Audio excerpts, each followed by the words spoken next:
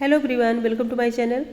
जैसे कि आप लोग जानते हैं, समाजशास्त्र से संबंधित क्लास है और समाजशास्त्र से संबंधित किसी भी एग्जाम की तैयारी कर रहे हैं, जैसे Bihar state, UP PGT, GIC, SSB या कोई अन्य, तो सबके लिए महत्वपूर्ण है।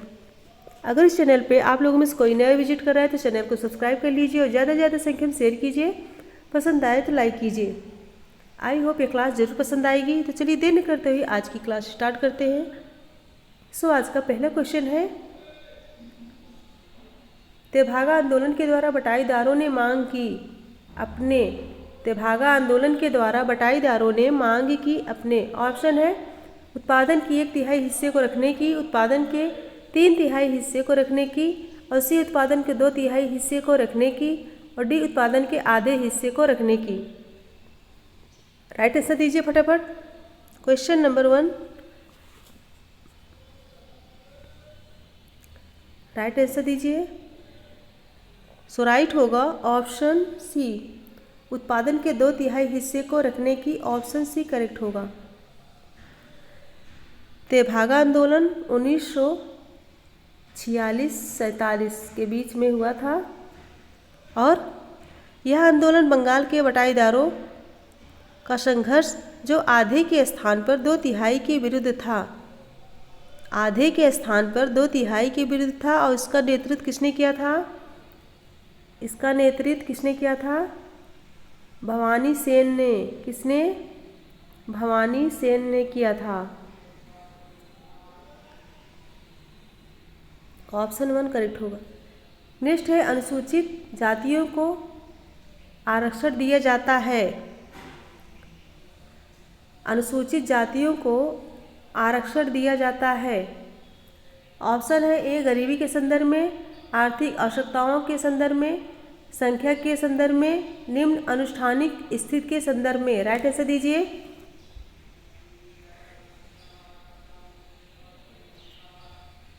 फर्स्ट में ऑप्शन सी करेक्ट होगा। इसमें ऑप्शन सी करेक्ट होगा, कंफ्यूज मत होइएगा। क्वेश्चन नंबर 2, राइट आंसर दीजिए। राइट होगा ऑप्शन सी, संख्या के संदर्भ में। अनुसूचित जातियों को आरक्षण उनकी संख्या के संदर्भ में दिया जाता है। ऑप्शन सी करेक्ट होगा। नेक्स्ट है, सूची 1 को सूची 2 से सम्मिलित कीजिए। सूची 1 को सूची 2 से सम्मिलित करना है।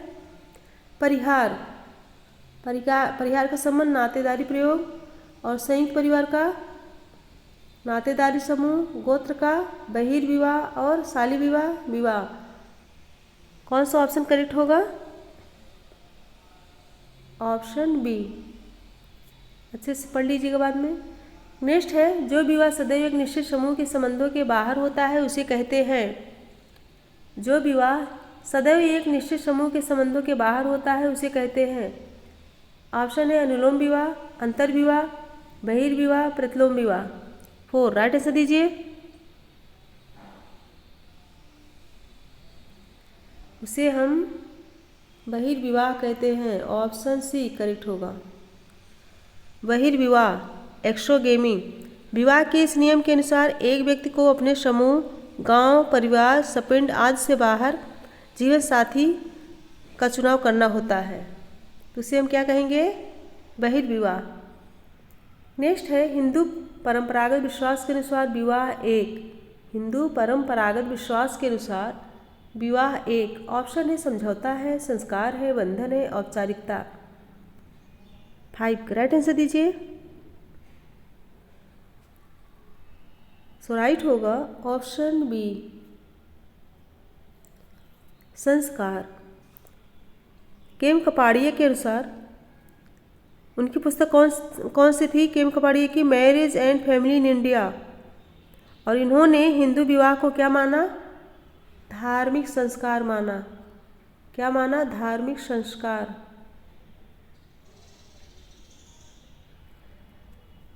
Marriage and family in India में हिंदू विवाह को धार्मिक संस्कार माना है और धर्म प्रजा संतति रथ को हिंदू विवाह का उद्देश्य माना, जिसमें धर्म को प्रथम स्थान तथा काम या रति को तीसरा स्थान दिया गया है। धर्म को प्रथम स्थान दिया गया है और काम या रति को तीसरा स्थान। नेक्स्ट है, निम्नलिखित में से कौन सी एक विशेषता परिवार को मातृ सत्तात्मक तथा पितृ सत्तात्मक परिवार में वर्गीकृत करती है? कौन सी एक विशेषता परिवार को मातृ सत्तात्मक तथा पितृ सत्तात्मक परिवार में वर्गीकृत करती है? ऑप्शन है पति या पत्नी आवास, लैंगिक श्रम विभाजन, एक ही पूर्वज के वंशानुक्रम, स्त्री तथा पुरुष की विभिन्न शक्तियाँ। 6 राइट आंसर दीजिए।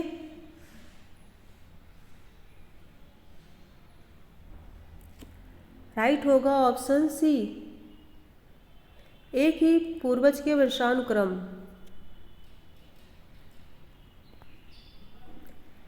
नेक्स्ट है क्वेश्चन नंबर 7, सामाजिक आर्थिक परिवर्तन की दर में औन्नत की स्थिति में उसी तरह सामाजिक गतिशीलता में औन्नति होती है। सामाजिक आर्थिक परिवर्तन की दर में औन्नति की स्थिति में उसी तरह सामाजिक गतिशीलता में औन्नति होती है। सो ऑप्शन जाति स्तरीकरण में, भू संपत्ति स्तरीकरण में, वर्ग स्तरीकरण में या फिर निजाति स्तरीकरण में। 7 फटाफट आंसर दीजिए। सो राइट होगा ऑप्शन सी, वर्ग स्तरीकरण में। नेक्स्ट है क्वेश्चन नंबर 8, मैक्स वेबर के अनुसार मैक्स वेबर के अनुसार एक ही ऑप्शन है वर्ग के सदस्यों का जीवन अवसर असामान्य होता है, वर्ग के सदस्यों का जीवन अवसर सामान्य होता है, और सी है वर्ग के सदस्य एक ही परिस्थिति समूह से संबंधित होते हैं, डी परिस्थिति समूह एक ही वर्ग से संबंधित होते हैं। 8 राइट आंसर दीजिए।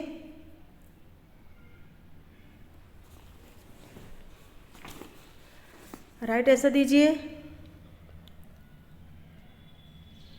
सो राइट होगा ऑप्शन बी, वर्ग के सदस्यों का जीवन अवसर सामान्य होता है। मैक्स वेबर की मान्यता है कि हम एक समूह को तब वर्ग कहेंगे जब हम समूह के लोगों को जीवन के कुछ अवसर लाइफ चांस समान रूप से प्राप्त होगा।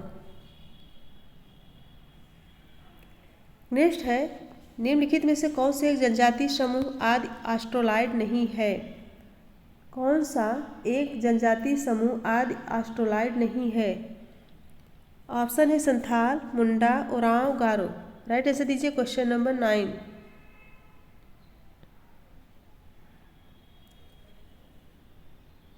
राइट होगा ऑप्शन डी, गारो।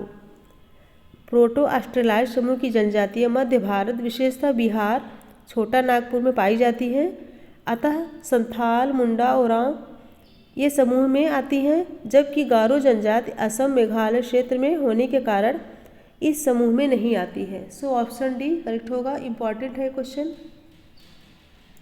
कॉपी पेन लेके बैठा कीजिए, जो इम्पॉर्टेंट लगे लिख लिया कीजिए।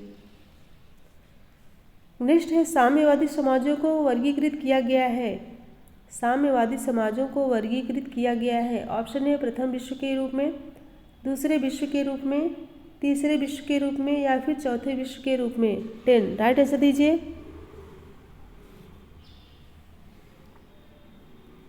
राइट आंसर दीजिए।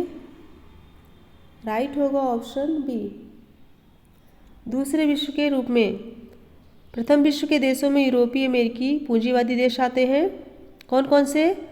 प्रथम विश्व के देशों में यूरोपीय अमेरिकी पूंजीवादी देश आते हैं, जबकि द्वितीय विश्व के देशों में कौन कौन आते हैं? साम्यवादी समाजों वाले देश, विशेषता जैसे कि रूस आदि। और तृतीय विश्व में भारत समेत वे लैटिन अमेरिकी व अफ्रीकी देश आते हैं जिनका जन्म द्वितीय विश्व के बाद हुआ।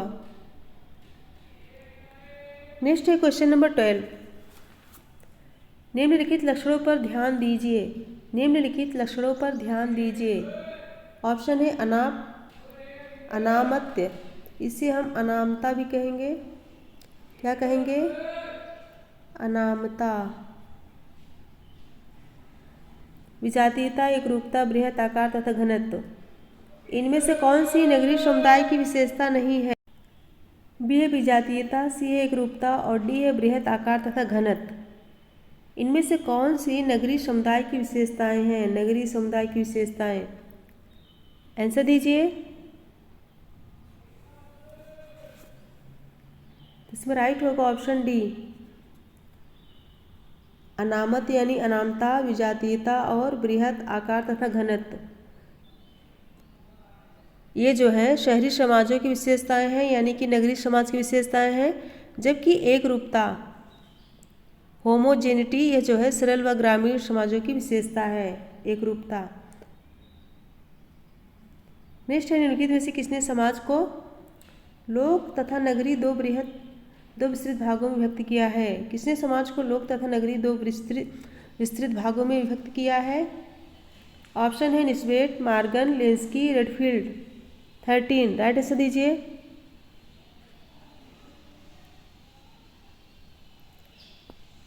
सो राइट होगा option D, Redfield. Robert Redfield ने अपनी पुस्तक लघु समुदाय, लिटिल कम्युनिटी, इसमें लिटिल कम्युनिटी,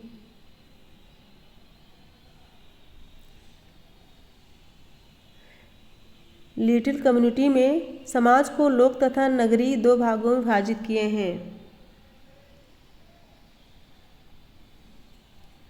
नेक्स्ट है, कार्ल मार्क्स के अनुसार ऑप्शन है अवसंरचना अधिसंरचना से संबंधित नहीं है, बी है अवसंरचना का महत्व नहीं है, सी है अधिसंरचना अवसंरचना को प्रभावित करती है, डी अवसंरचना अधिसंरचना को प्रभावित करती है। 14 फटाफट आंसर दीजिए क्वेश्चन नंबर 14।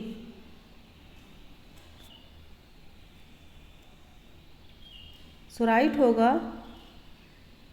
ऑप्शन डी, अवसंरचना अधिसंरचना को प्रभावित करती है। कार्ल मार्क्स के अनुसार अवसंरचना यानी कि सब स्ट्रक्चर जो आर्थिक संरचना होती है, उसी पर अधिसंरचना यानी सुपर स्ट्रक्चर जो कि सामाजिक संरचना है निर्भर करती है। यदि आर्थिक संरचना बदलती है तो समाज की सामाजिक संरचना भी प्रभावित होती है। सो ऑप्शन डी करेक्ट होगा। नेक्स्ट है, उत्पादन की औद्योगिक प्रणाली अन्य प्रणालियों से भिन्न मानी गई है। उत्पादन की औद्योगिक प्रणाली अन्य प्रणालियों से भिन्न मानी गई है। सो ऑप्शन है ए कुशल श्रमिक की उपलब्धता के आधार पर, बी उत्पादन के साधनों की उपलब्धता के आधार पर, सी पूंजी की उपलब्धता के आधार पर और डी निर्जीव ऊर्जा स्रोत की उपलब्धता के आधार पर। फटाफट आंसर दीजिए क्वेश्चन नंबर 15।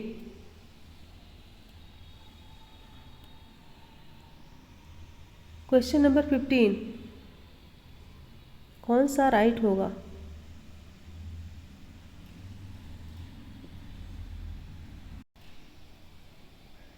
राइट होगा ऑप्शन डी, निर्जीव ऊर्जा स्रोत की उपलब्धता के आधार पर। फ्रेंड्स एक बार फटाफट लाइक कर दीजिए, आप लोग लाइक नहीं करते हैं। फटाफट लाइक कर दीजिए और ज़्यादा से ज़्यादा संख्या में शेयर कर दीजिए। क्वेश्चन अच्छे नहीं रहते क्या? यह NCERT और SCERT पैटर्न पर आधारित प्रश्न उत्तर है, बहुत ही इम्पॉर्टेंट है। नेक्स्ट है, इंग्लैंड में औद्योगिक क्रांति आई। इंग्लैंड में औद्योगिक क्रांति आई। ऑप्शन है ऊन उद्योगों के माध्यम से, खनन उद्योगों के माध्यम से, कपास उद्योग के माध्यम से या फिर काष्ठ कर्म उद्योग के माध्यम से। राइट आंसर दीजिए क्वेश्चन नंबर 16। राइट होगा ऑप्शन सी, कपास उद्योग के माध्यम से। इंग्लैंड की औद्योगिक क्रांति 18वीं शताब्दी के उत्तरार्ध में हुई, जो मुख्यतः कपास उद्योग के माध्यम से हुई है। नेक्स्ट है हार्थोन प्रयोगों से प्रबंधकों के लिए जो निष्कर्ष निकलते हैं वे हैं। ऑप्शन है प्रबंधन द्वारा उत्पादकता एवं सामग्री पर एकमात्र एकाग्रता रखना सबसे अच्छी नीति है, बी है कर्मचारियों की निजी आवश्यकताएं महत्वपूर्ण है, सी है कर्मचारियों के साथ कठोर अनुशासन का व्यवहार करना चाहिए, डी है सामाजिक आवश्यकताएं महत्वपूर्ण है। 17 फटाफट आंसर दीजिए।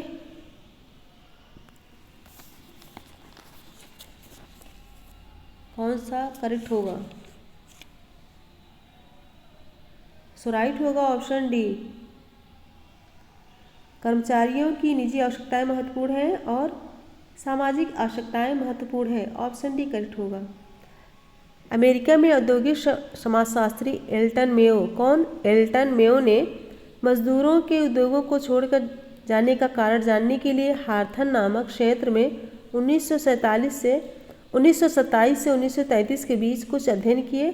ये अध्ययन सामाजिक प्रकृति के थे, जिनमें निष्कर्ष निकाला गया कि लोगों के अंतः परस्पर संबंध, उनकी निजी आवश्यकताएं तथा सामाजिक आवश्यकताएं महत्वपूर्ण हैं। ऑप्शन डी करेक्ट होगा। नेक्स्ट, निम्नलिखित में से कौन सा एक शिशु पालन व्यवहार सामाजिक जीवन के लोकतंत्रीकरण के लिए अपेक्षाकृत अधिक उपयुक्त है?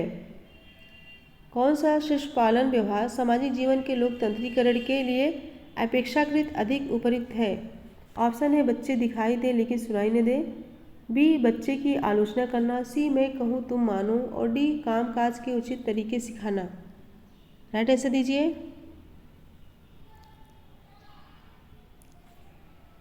राइट होगा ऑप्शन डी, कामकाज के उचित तरीके सिखाना। ऑप्शन डी करेक्ट होगा। नेक्स्ट है, निम्नलिखित राजनीतिक व्यवस्था में से कौन सी एक तार्किक विधिक प्रकार की वैधता पर आधारित है? कौन सी एक तार्किक विधिक प्रकार की वैधता पर आधारित है? ऑप्शन है एकतंत्र, अल्पतंत्र, लोकतंत्र, वयोवृद्ध तंत्र। फटाफट आंसर दीजिए। क्वेश्चन नंबर 19 राइट होगा ऑप्शन सी, लोकतंत्र। लोकतंत्र डेमोक्रेसी राजनीतिक व्यवस्था तार्किक विधिक रेशनल लीगल प्रकार की वैधता पर आधारित है। ऑप्शन सी करेक्ट होगा। नेक्स्ट है, लोगों को राजनीतिक संस्कृति में लाने की प्रक्रिया की संकल्पना की जा सकती है। लोगों को राजनीतिक संस्कृति में लाने की प्रक्रिया की संकल्पना की जा सकती है। राजनीतिक ऑप्शन है पर संस्कृति ग्रहण के रूप में, विकास के रूप में, सहभागिता के रूप में, समाजीकरण के रूप में। 20 राइट आंसर दीजिए। क्वेश्चन नंबर 20 सो राइट होगा ऑप्शन डी, समाजीकरण के रूप में। राजनीतिक समाजीकरण पॉलिटिकल सोशलाइजेशन लोगों में राजनीतिक संस्कृति लाने की प्रक्रिया है। ऑप्शन डी करेक्ट होगा। नेक्स्ट है, निम्नलिखित भारतीय राज्यों में से अनुसूचित जातियों के लिए सबसे अधिक आरक्षण प्रतिशत किस राज्य में है? निम्नलिखित भारतीय राज्यों में से अनुसूचित जातियों के लिए सबसे अधिक आरक्षण प्रतिशत किस राज्य में है? ऑप्शन है महाराष्ट्र, उत्तर प्रदेश, पंजाब, तमिलनाडु। 21 राइट आंसर दीजिए। इंपॉर्टेंट क्वेश्चन है। सो राइट होगा ऑप्शन सी, पंजाब। अनुसूचित जातियों को आरक्षण उनकी संख्या के अनुपात में दिया जाता है। उनकी संख्या के अनुपात में दिया जाता है। पंजाब में सर्वाधिक कितने प्रतिशत आरक्षण अनुसूचित जातियों के लिए निर्धारित है? 28%। पंजाब में सर्वाधिक 28% आरक्षण अनुसूचित जातियों के लिए निर्धारित है, जबकि उत्तर प्रदेश में कितने प्रतिशत है? उत्तर प्रदेश में 22%। उत्तर प्रदेश में 22% और पंजाब में 28%।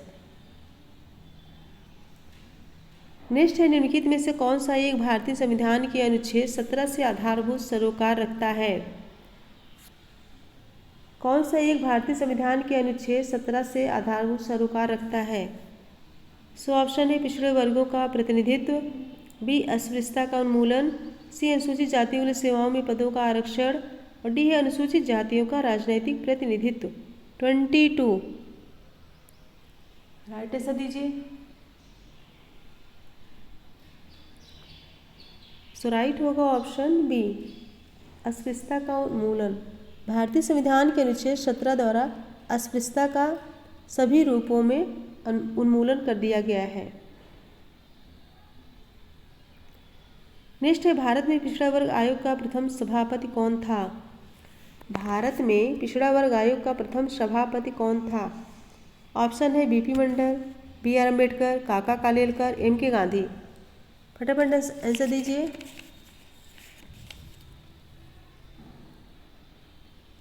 राइट होगा option B R Ambedkar. Bharat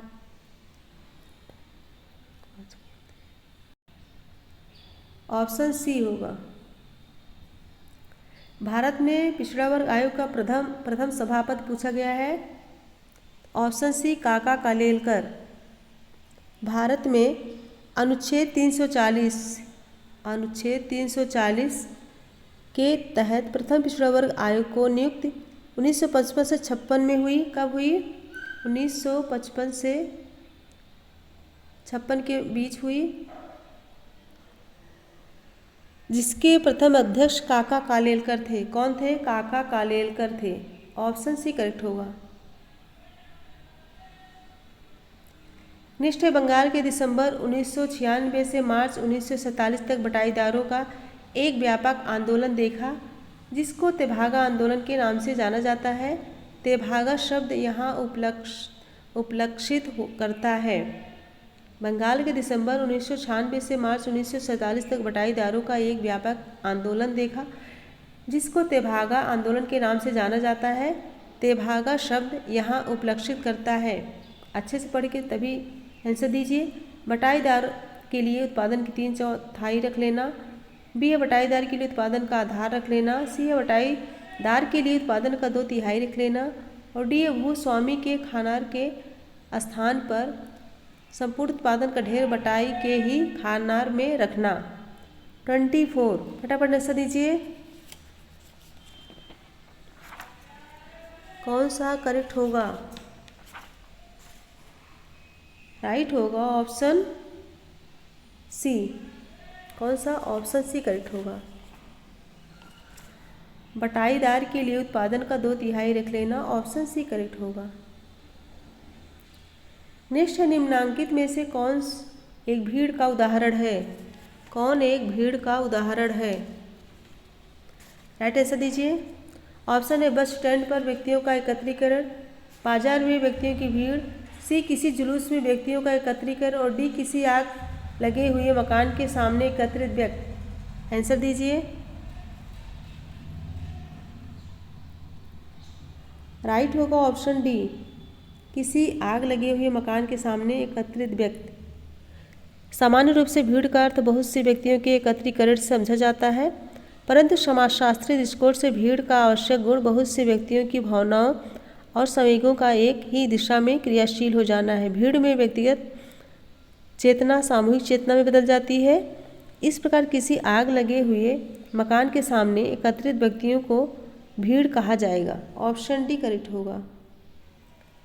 next है जब किसी समूह के सदस्यों के कुछ सुनिश्चित लक्ष्य होते हैं, उन्हें औपचारिक नियमों के द्वारा प्राप्त करने का प्रयत्न किया जाता है, तब ऐसे समूह को कहा जाता है। जब किसी समूह के सदस्यों के कुछ निश्चित लक्ष्य होते हैं, उन्हें औपचारिक नियमों के द्वारा प्राप्त करने का प्रयत्न किया जाता है, ऐसे समूह को क्या कहते हैं? ऑप्शन है समिति, समुदाय, संस्था, गुट। आंसर दीजिए क्वेश्चन नंबर 26। सो राइट होगा ऑप्शन ए समिति। किसी निश्चित उद्देश्य को प्राप्त करने के लिए व्यक्तियों द्वारा मिलकर कार्य करने वाले संगठन को समिति कहते हैं। समिति में कुछ औपचारिक नियमों द्वारा उद्देश्यों को प्राप्त किया जाता है। Option A. नेक्स्ट है समाजशास्त्रियों द्वारा सामाजिक प्रतिमानों तथा समाज के मूल्यों से संबंधित जिस तुलनात्मक रूप से स्थिर तथा सुस्थापित कार्यविधियों की विवेचना की जाती है, उसे कहा जाता है। ऑप्शन है विचारधारा, संस्था, भूमिका ग्रहण, अधिनियम। आंसर दीजिए। राइट होगा ऑप्शन बी संस्था। संस्था शब्द का प्रयोग सबसे पहले किसने किया था? किसने किया था? हर्बर्ट स्पेंसर ने। हर्बर्ट स्पेंसर ने किया था। कौन सी पुस्तक? First principle. कौन सी पुस्तक? First principle. और समाज के मूल्यों से संबंधित संस्था शब्द की वह संरचना है जिसको सुस्थापित कार्यविधियों द्वारा व्यक्तियों की आवश्यकताओं की पूर्ति के लिए संगठित किया जाता है। Option B. नेक्स्ट है निम्नांकित में से किसने संस्कृत को अनिवार्य रूप से मानवीय आवश्यकताओं के रूप में परिभाषित किया? किसने संस्कृत को अनिवार्य रूप से मानवीय आवश्यकताओं के रूप में परिभाषित किया? ऑप्शन है Redfield, Linton, Malinowski, Radcliffe Brown. Answer दीजिए 28। राइट आंसर दीजिए। सो राइट होगा ऑप्शन सी मेलिनोव्स्की। मेलिनोव्स्की ने संस्कृत को जीवन की वह समग्रता टोटल वे ऑफ लाइफ माना है। क्या माना है? टोटल वे ऑफ लाइफ, जिसके द्वारा व्यक्ति अपनी शारीरिक, मानसिक एवं अन्य आवश्यकताओं की पूर्ति करता है। ऑप्शन सी इम्पॉर्टेंट है, टोटल वे ऑफ लाइफ माने हैं। नेक्स्ट है 29। सूची 1 को सूची 2 से सम्मिलित कीजिए तथा कोट में दिए गए उत्तरों में से सही उत्तर का चयन कीजिए। प्रकार्यात्मक पूर्व आवश्यकताएं। प्रकार्यात्मक पूर्व आवश्यकताएं किसकी है? तो यह पार्सन्स की है। और प्रकार्यात्मक परिणामों का संतुलन, यह किसका है? प्रकार्यात्मक परिणामों का संतुलन, यह मर्टन का है। सार्वभौमिक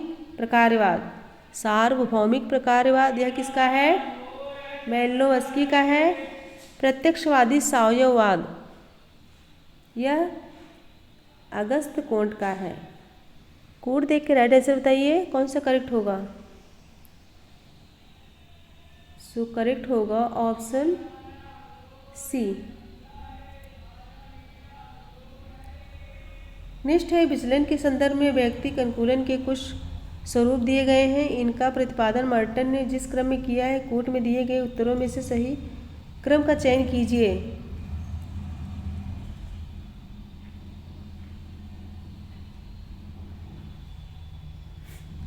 ऑप्शन है अनुरूपता, पलायनवाद, विद्रोह, कर्मकांडवादिता, अनाचार। 30 राइट आंसर दीजिए।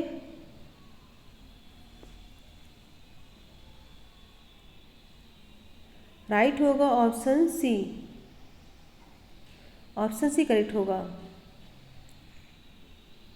अनुरूपता, उसके बाद नवाचार, परंपरावादिता, पलायनवाद, विद्रोह। ऑप्शन सी करेक्ट होगा।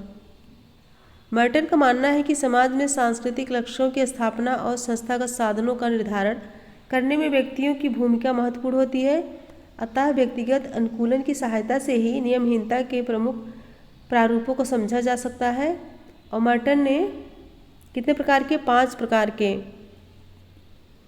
स्वरूप बताए हैं। अनुरूपता, नवाचार, परंपरावादिता, पलायनवादिता, विद्रोह। ऑप्शन सी करेक्ट होगा। फ्रेंड 30 क्वेश्चन कंप्लीट हुए। एक बार सभी लोग फटाफट लाइक कर दीजिए, शेयर कर दीजिए। फटाफट लाइक कर दीजिए और शेयर कर दीजिए। और जो बच्चे चैनल पर नए हैं, चैनल को सब्सक्राइब कर लीजिए और कमेंट कर बताइए क्वेश्चन कैसे थे। आज का क्वेश्चन है, आंसर दीजिएगा अच्छे से पढ़ के। बहुत कम बच्चे आंसर देते हैं, 1 ही 2 बच्चे आंसर देते हैं। तो मेरे साथ बने रहने के लिए बहुत बहुत धन्यवाद।